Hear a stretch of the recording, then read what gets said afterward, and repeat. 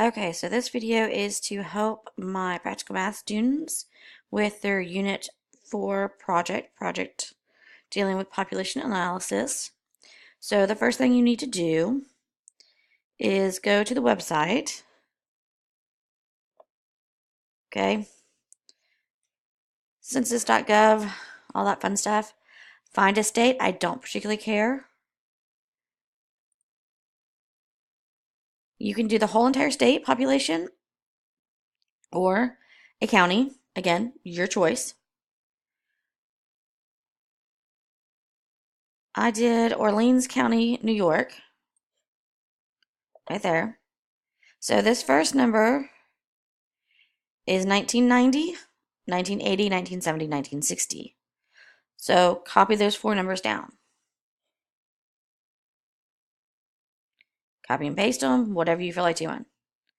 Then scroll down and do the same thing for the next four numbers. There they are. So this is 1950, 40, 30, 20. Let's go down one more time for 1910 and 1900. And there they are. So again, copy and paste your numbers by hand, however you want to do it. And then you're pretty much done with the website. So I copied and pasted my numbers directly from the website into my Excel document, my template.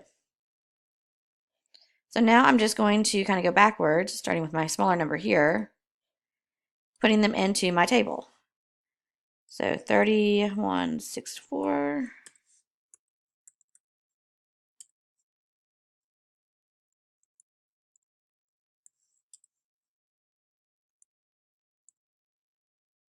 Nine five. Again, this shouldn't take too long. Just copy and paste.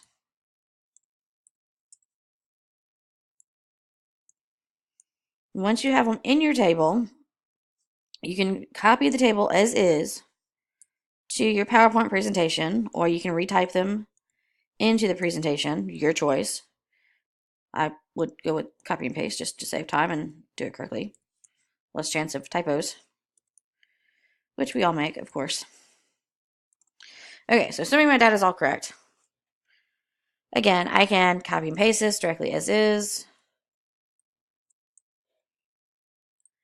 into my PowerPoint, slide 2, and there it is. Again, we don't have 2000 and 2020. If you want to go find those, great. Otherwise, just delete these two rows for your table. There you go. Okay, that's done. Again, I would change the name up here. But again, I'm not going to do that for you guys. You guys can do that on your own. The important thing is to go and do the graphs. So again, we want to plot and then we want a discussion.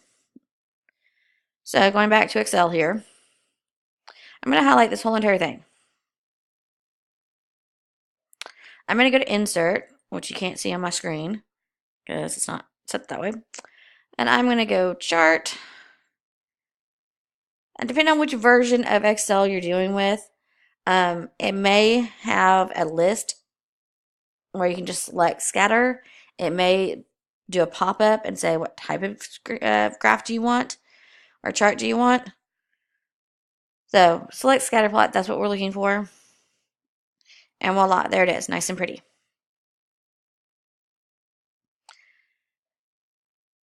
So you have options now. You move the chart, you have changed the type. If I wanted to do another type, I could. I don't really want to. Over here, it says Add Chart Element. We can add the titles. We can change this up to say,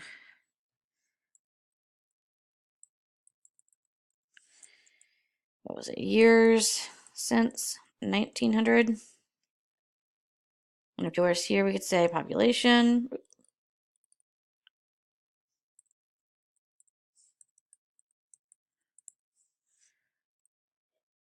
Okay. Nice, pretty, and we're done. Okay, so I'm going to, again, select my graph, my chart, Copy. Jump over to PowerPoint. Paste. Voila, there it is. I'm going to make it a little bit bigger so we can see it, read it, all that fun stuff. Now I just have to add a discussion. Your discussion does not have to be very long.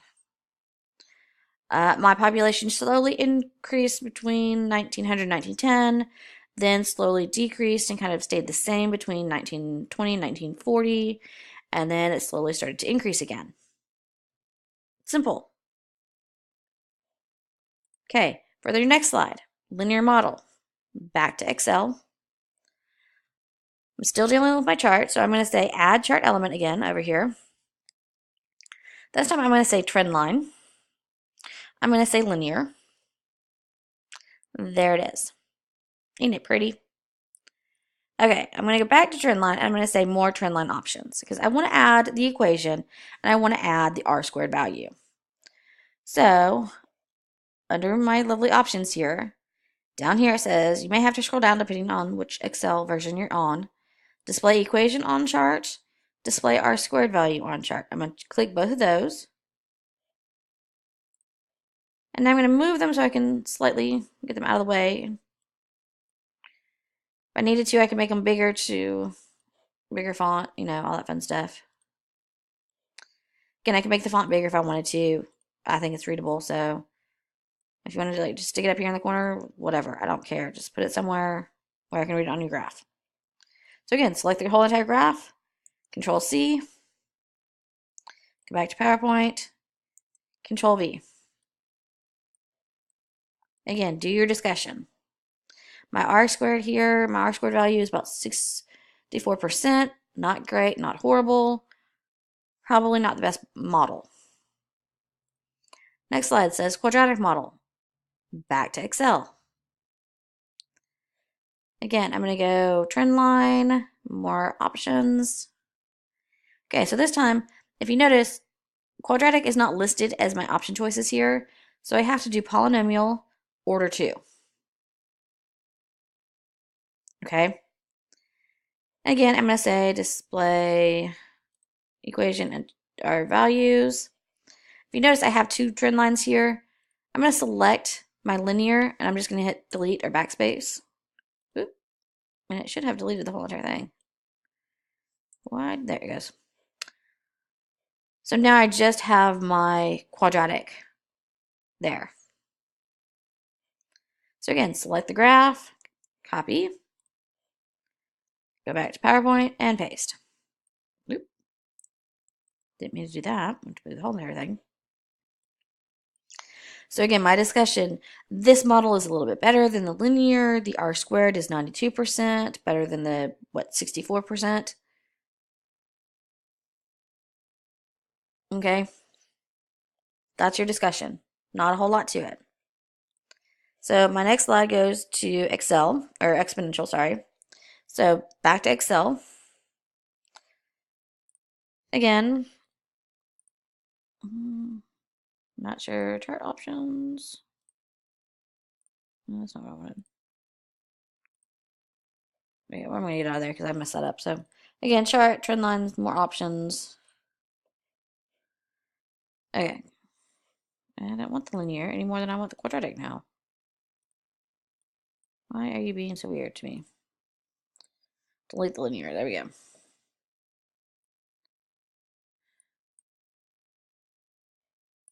Open.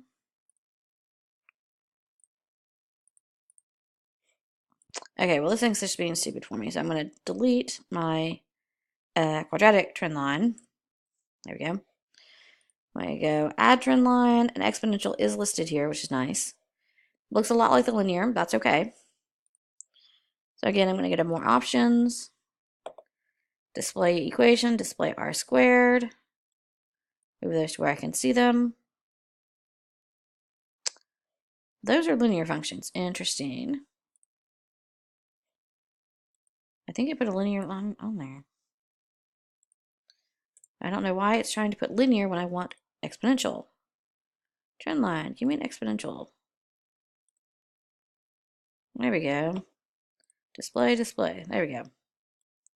I hope your Excel is not works better than mine because mine's being silly. So again, we've got the equation, the r squared, we got the lines, we got the plots. Control C, back to PowerPoint. Control V. My discussion, not a very good trend, not a very good model. Lots of points not even near the line. 62%, not very good. I'm done with my discussion. The last slide has you making a prediction. So, regression model. Well, my best one was my quadratic, so that's where I'm going to go. I'm just going to cut Control C, Control V. That's the best equation I had. It had the highest r squared value. I'm done. So this model, again, fill in the blanks. What does it say over here? 20 years after now. So 2038. This is where the calculator comes into hand. Use this equation, replace x with what? 138 years past 1900. Get a prediction. Have the calculator do the work for you. How good do you feel about this prediction? Is it really, really low? Is it not consistent with your scatter plot? Do you feel like it's just good, bad, or ugly? Just give me, again, a few sentences. That's all I'm asking for. Once you have this completed, save it, obviously, and submit it. Good luck.